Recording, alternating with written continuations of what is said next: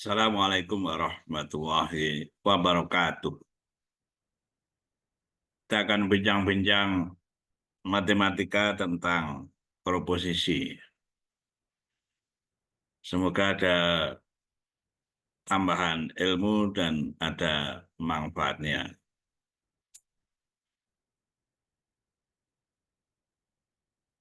Nah, proposisi meninjaunya berdasarkan ya filsafati. Ya, filsafati itu kita kan punya akal gitu ya, dengan menggunakan akal terbatas pada seperti itu.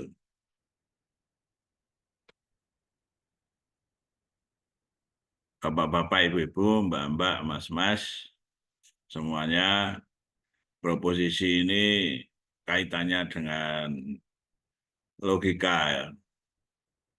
Berlogika. Kalau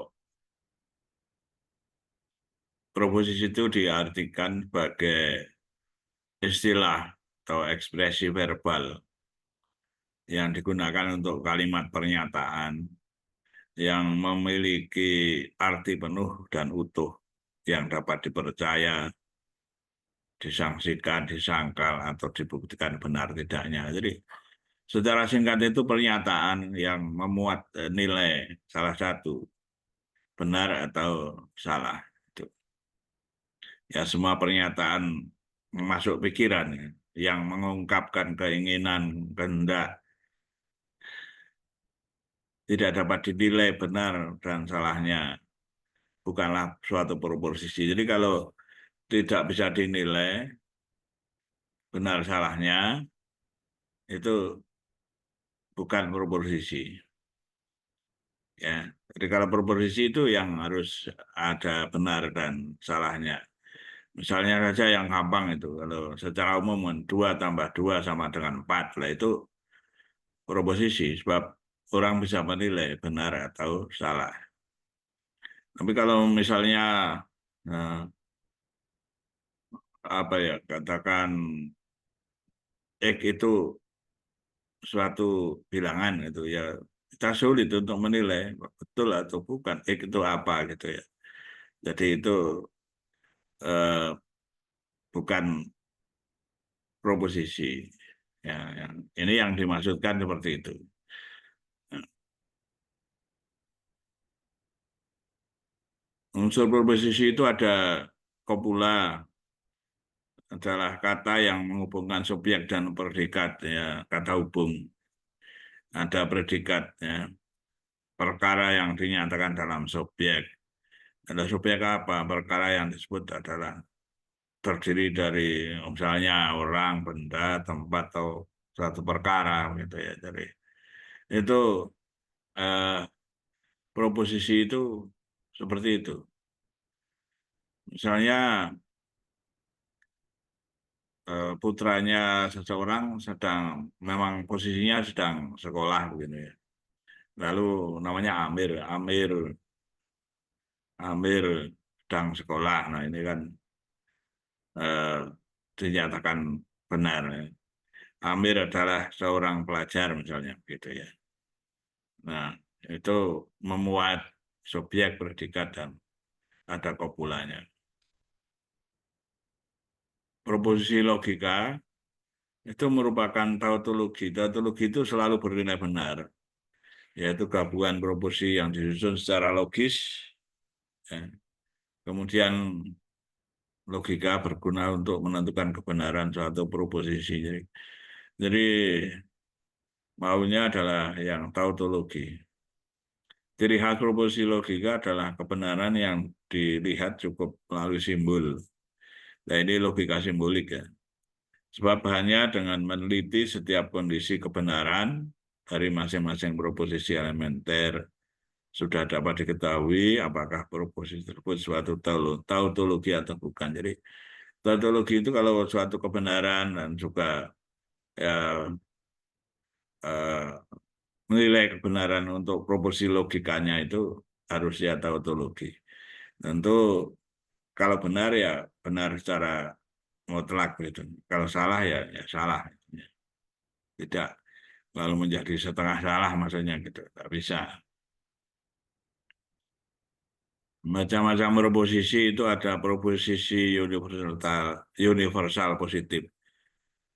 Semua manusia akan mati. Ini kan bisa dinilai ini benar atau salahnya.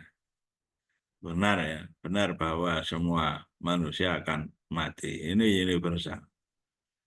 Nah, kemudian ada yang partikular positif. Sebagian manusia adalah birokrat, misalnya ya, penguasa misalnya gitu kan. Memang betul juga ya. Jadi, tapi tidak semuanya kan. Ya, singular positif. Jadi singular itu ya perorangan aja bisa. Ronaldo adalah pemain sepak bola misalnya gitu ya. Universal negatif. Semua kambing bukan kuda. Ini betul ya dari gitu. Nilainya betul. Ada yang nilainya salah ya tinggal membuat lawannya. Partikular negatif, beberapa siswa tidak lulus. Nah, ini juga eh, apa kalau memang kenyataannya seperti itu ya benar ya. Kalau kenyataannya lulus semua ya menjadi salah gitu kan. Singular negatif, Siti bukan gadis pendengki.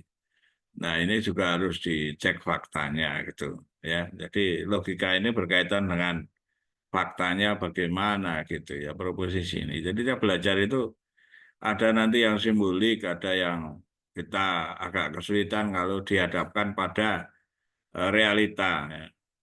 Karena realita itu relatif ya. Seperti Siti bukan gadis penengki itu kan relatif ya. Ada bermacam-macam proposisi, proporsi tunggal, proporsi majemuk. Proporsi yang mengandung satu pernyataan, kuda adalah hewan. Ini eh, senantiasa benar ya proposisi ini. Tautologi itu tadi yang seperti itu. Ya. Kuda adalah hewan, benar. Dan memang mutlak benarnya gitu ya. Jadi sebuah kebenaran. Kuda adalah hewan. Proposisi yang disusun lebih dari satu pernyataan. Ini kalau majemuk. Iya. Dan nanti kalau majemuk itu ada macam-macam, ada disjungsi, konjungsi, ya, ada implikasi. Ya. Sebagai proposisi juga. Contoh, M. Yamin adalah seorang ahli hukum dan sastrawan kenamaan. Ini kan kata hubungnya dan. Gitu. Ya. Jadi eh, ada eh, dua pernyataan yang dijadikan satu. Itu promosi Majemuk. Kalau proposisi analitik itu proposisi yang predikannya mempunyai pengertian yang sudah terkandung pada subjeknya. Ayah adalah orang laki-laki. Nah, karena ayah, ya memang laki-laki, gitu kan. Benar bahwa ayah adalah seorang laki-laki, kan gitu. Proposisi sintetik, proposisi yang predikannya mempunyai pengertian yang bukan menjadi keharusan bagi subjeknya. Papaya ini manis. Ya ini kembali yang contoh-contoh yang kedua ini harus dicek pada suatu kenyataan. Nah, ini agak rumit untuk menentukan benar dan salahnya. Itu. Nah, ini memang kelemahan-kelemahannya dalam proporsi, tapi secara teori begitu. Proporsi afirmatif, proporsi yang kopulanya selalu bersifat membenarkan adanya persesuaian hubungan subjek dan predikatnya. Manusia adalah moral, sebagian manusia adalah jujur. Gitu. Jadi ini menjelaskan bagian manusia adalah jujur. Itu afirmatif. Ya. Proposisi yang populernya menyatakan bahwa antara subjek dan prediksi tidak ada hubungan sama sekali, yang biasanya memuat kata tidak, bukan, atau tak. Semua gajah bukanlah semut. Nah, ini kan ada dua hal, gajah dan semut. Semua gajah bukanlah semut, bukan. Ya. Antara lain seperti itu. terus yang negatif ya. Nah, saya kira itu yang eh, perlu disampaikan, dipelajari lagi karena banyak buku ya. Ini hanya untuk membuka saja ya, membuka pemikiran karena waktu yang saya gunakan juga tidak lama sehingga dalam menjelaskan juga secara singkat gitu, ya.